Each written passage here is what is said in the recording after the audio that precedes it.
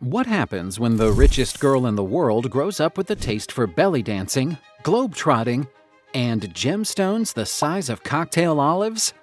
You get Doris Duke, an heiress so fabulously eccentric, she made other heiresses look like they were clipping coupons. She inherited a fortune so large that it made headlines, and she used that fortune not just for philanthropy and adventure, but to build a jewelry collection that shimmered with mystery and mischief. Let's dive into a story of sparkle, scandal, and a woman who lived like a diamond. Rare, brilliant, and entirely her own.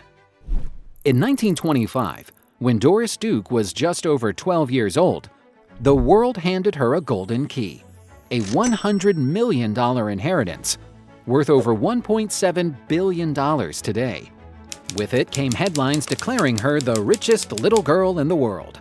Doris Duke was many things: an heiress with the means of a monarch, a philanthropist who gave away fortunes, a tobacco tycoon's daughter who traveled with Bedouins and learned belly dancing in the Levant.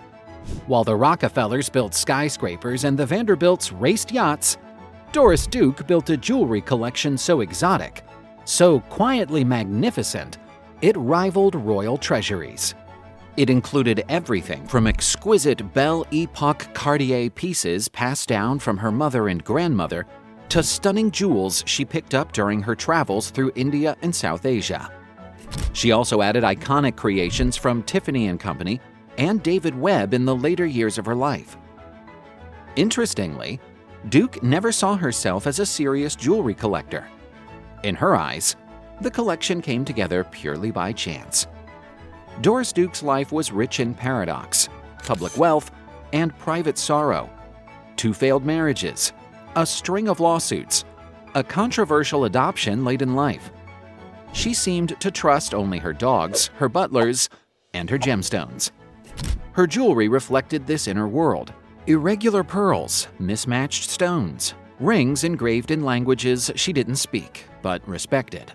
She lived in many ways like a diamond, brilliant, solitary, and forged under pressure. When she passed away in 1993, Duke left her enormous estate to her family's charitable foundations. Her remarkable jewelry collection was later auctioned by Christie's in June 2004 to support the Doris Duke Charitable Foundation. The sale was extraordinary, bringing in nearly $12 million, twice the expected amount. Today, parts of her collection remain in museums and private hands. Among these remarkable jewels, one piece in particular stands out, not only for its beauty, but for the deep personal meaning it held for Doris. One of the true showstoppers in the collection is the Doris Duke Belle Epoque Cartier diamond necklace, a breathtaking gift from her father, James Buchanan Duke, to her mother, Nanaline, for Christmas in 1908. This dazzling piece embodies the elegance of the Belle Epoque era, showcasing Cartier's signature craftsmanship and intricate geometric design. Set in white gold, the necklace sparkles with over 400 diamonds in a stunning array of cuts and sizes. At its heart lies a magnificent 8.5-carat cushion-cut diamond, beautifully framed by marquise, round brilliant, pear-shaped, and trillion-cut diamonds, arranged in a graceful floral motif.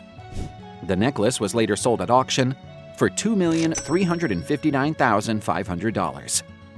It's no wonder this radiant treasure remained one of Doris Duke's most cherished possessions. But it wasn't the only Cartier masterpiece in her collection. Among the heirlooms passed down to her was a tiara that tells its own remarkable story. Doris Duke Jewelry Tiara. When Doris's mother passed away in 1962, Doris inherited a stunning collection of jewelry, one of the highlights being an Art Deco pearl and diamond bandeau tiara. Originally created for the Dukes by Cartier in 1924 at a cost of $23,000, the tiara features old European cut diamonds, arranged in a striking geometric pattern, set on a tapered platinum band with a central pearl and 2 elegant pear-shaped diamonds. Years later in 2004, the tiara made its way back to Cartier, who purchased it at a Christie's auction for $298,000. But the tiara was just the beginning. With inherited gems in hand and a bold spirit for design, Doris turned to one of the most daring jewelers of her time, David Webb. By the 1960s, David Webb had become the darling of New York's Upper East Side elite. His designs were lush and fearless, favoring carved gemstones, bold enamel patterns, and mythological motifs. Many of Duke's most dazzling Webb pieces started not as a sketch, but with a gem. Loose stones from her inheritance, diamonds, emeralds, and natural pearls, served as her painter's palette. The most legendary of these collaborations, a pair of chandelier earrings featuring gumball-sized, natural pear-shaped pearls, astonishing in both scale and rarity. They were later sold for $83,650. An elegant diamond clip brooch by David Webb. This graceful platinum brooch, crafted in 1957, features flowing scrolls of old European and baguette-cut diamonds. At its center, two sparkling pear-shaped diamonds hang, one weighing approximately 9.67 carats and the other about 4.14 carats. The diamonds originally came from a bracelet James B. Duke gave his wife, Nanaline. She passed it down to Doris Duke in 1949, and Doris later asked David Webb to transform it into this elegant brooch. The brooch was later sold at auction for $343,500. Yet for Doris Duke, beauty came in many forms, from the refined sparkle of David Webb to the colorful exuberance of Seaman Sheps. A sapphire, diamond, and emerald bunch of grapes clip brooch. Known for daring designs and vibrant color, Seaman Sheps redefined American jewelry with flair. Mixing cabacons with faceted stones and precious gems with humble materials, his creations were fearless and fresh. Sheps's jewels were worn by the world's most stylish women, including Doris Duke, who shared his love for exotic beauty. One highlight, a sapphire, diamond, and emerald bunch of grapes brooch, shimmering like a jeweled mosaic. In another example of her extraordinary taste, Duke acquired a pair of emerald strands that would later stun collectors and connoisseurs alike. A glorious duo of emerald strands. This dazzling 1935 necklace features two strands of over 120 graduated emerald beads, totaling a breathtaking 541.4 carats. Fastened with a vintage diamond clasp centered by a cabacon emerald, the piece sold for an impressive $1,127,500. This necklace wasn't the only masterpiece in the Duke family's collection. Around the same time, a spectacular diamond ring from Tiffany Co. also joined their collection. An exquisite diamond ring by Tiffany Co. During the 20th century, diamonds made a glamorous comeback, and Tiffany Co. was right at the forefront of the trend. Created in 1935, it perfectly reflects Nanaline Duke's refined taste and Tiffany's legacy of exceptional diamonds. The impressive 19.72 carat cushion-cut stone is gracefully set in platinum, with delicate diamond details along its shoulders. There's a good chance this diamond came from the legendary Golconda mines in India, famous for producing some of history's most remarkable stones, like the Koh-i-Noor, the Hope, and the Agra. And here's a fun tidbit. According to Doris Duke's biography, Mrs. Duke once lost an incredible ring at a bridge party, but fortunately, it was found and returned to her. It was later sold at auction for $1,261,900. Another extraordinary jewel in her collection tells a tale of reinvention, glamour, and a bold soprano with a Cartier connection.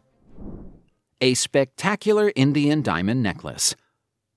This dazzling necklace features a row of diamonds with a fringe of 12 large, foil-backed table-cut diamonds, each framed by circular cut diamonds and leafy accents. The centerpiece is a grand pendant in the same ornate style. Set in platinum, many of the diamond drops can be removed. Doris Duke purchased 3 separate lots at the Park Bernay auction in 1971, spending approximately $80,000, and likely combined them into this magnificent piece, featuring a dramatic chandelier-style pendant. The jewels came from the collection of Ganowalska, a flamboyant Polish soprano who had originally purchased the necklace from Cartier in the early 1930s and had it customized to her taste. It was later sold at auction for $701,900. Doris Duke's life was marked by contradictions, public elegance and private chaos. But one thing remained constant: her unapologetic love for beautiful things and the freedom to shape her world on her own terms. Today, her jewels dazzle in museums, auctions, and whispered legends. But the real gem? Doris herself. If you loved uncovering her glittering secrets, don't stop here. Our channel is filled with more stories of iconic women, legendary collections, and royal tiaras. So go ahead, click, sparkle, and explore.